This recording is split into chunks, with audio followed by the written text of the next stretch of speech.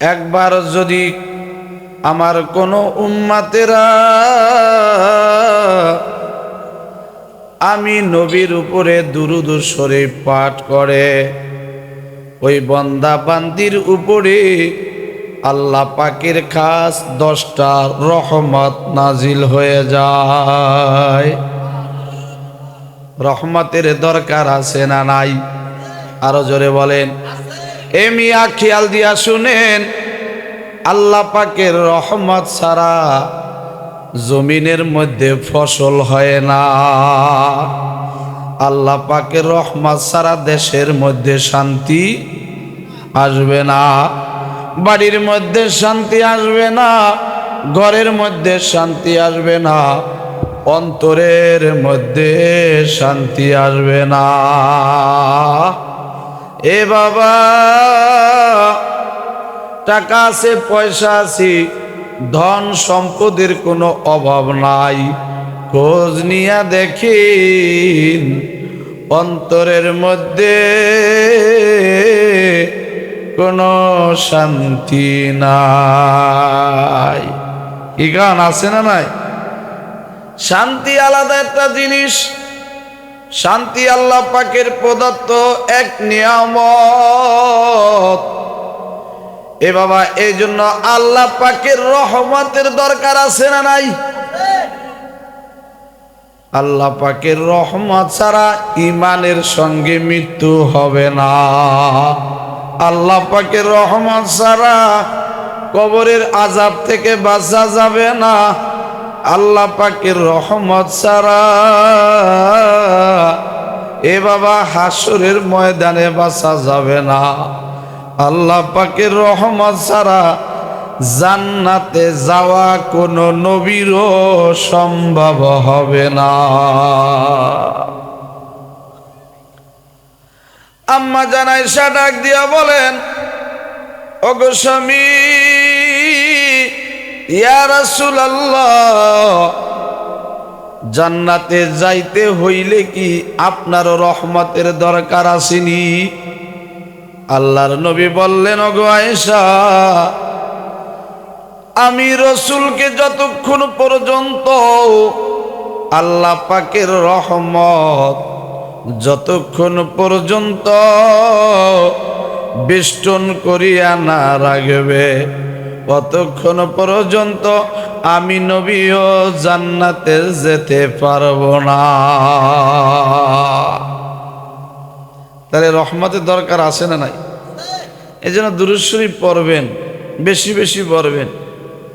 শান্তি তো এর লিগে পানো না, শান্তি আসেনি, আছে, আগের মতো শান্তি আছে? এই বুকে হাত দিয়া কইতে পারবেন যে আমি সব দিক দিয়া আল্লাহর রহমতে মিলে জিলে হুজুর শান্তিতে আছি? বলতে পারবেন কেউ? এক দিক দিয়া না, এক দিক দিয়া সমস্যা আছে। জোরে কোন সমস্যা? এ মিয়া, আগের জামানায় 20-25 বছর আগে মানুষের ঘর ছিল কিসের? ঘর ছিল কিসের? জোরে কোন? বনের ঘর ছিল অথবা সনের ঘর ছিল। এ বাবা, আমি বলতে চাই, ওই সনের ঘরের দরজাটা কি ছিল? সেগুন কাঠের। কিসের ছিল? জোরে কোন না কে? পাটখড়ি ছিল। ওইটা ছিটকারি ছিল মনে হয় স্টিলের। কিসের ছিল? বাঁশের। বাঁশ চিকন না মোটা?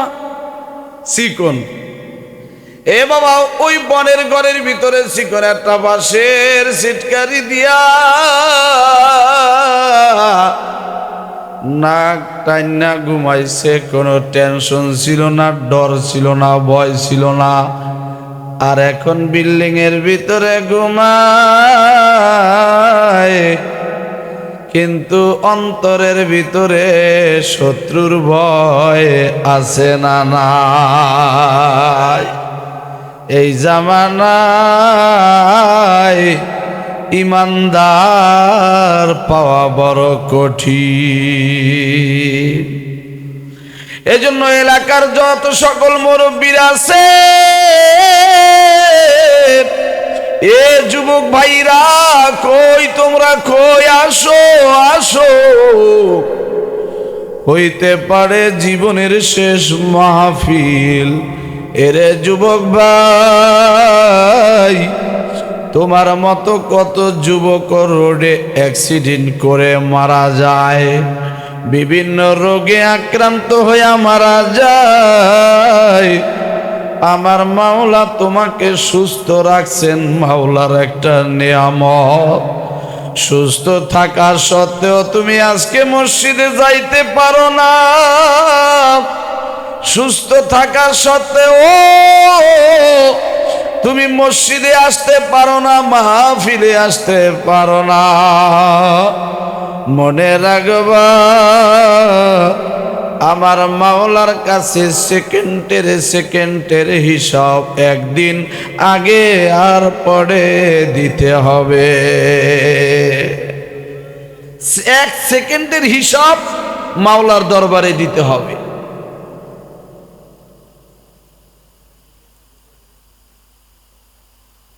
এ মুসলমান ভাইরা রে আমার,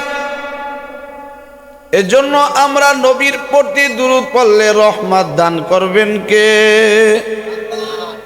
পড়ি আল্লাহুম্মা সাল্লি আলা সাইয়্যিদিনা ওয়া নাবিয়িনা ওয়া শাফিঈনা ওয়া হাবিবিনা ওয়া মাওলানা মুহাম্মদ সাল্লাল্লাহু আলাইহি ওয়া আলা আলিহি ওয়া আসহাবিহি ওয়া বারাকা ওয়া সাল্লাম।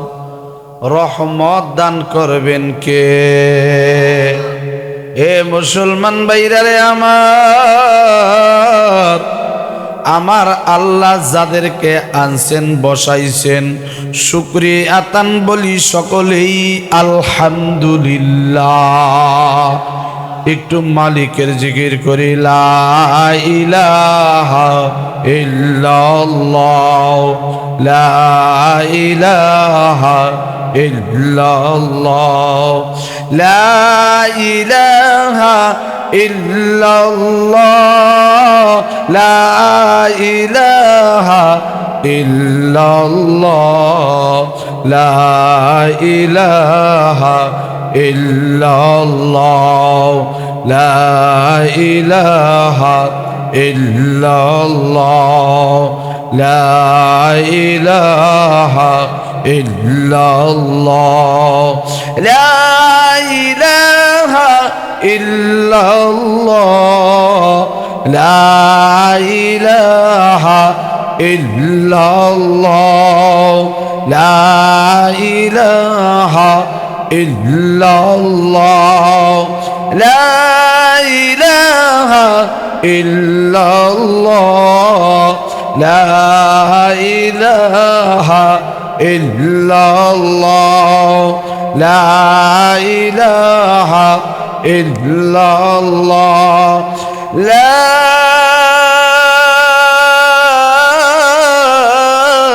ইলাহা ইল্লাল্লাহ মুহাম্মাদুর রাসূলুল্লাহ। সকলে বলেন সাল্লাল্লাহু আলাইহি ওয়াসাল্লাম। প্রিয় ভাইরা আমার, আল্লাহ রাব্বুল আলামিন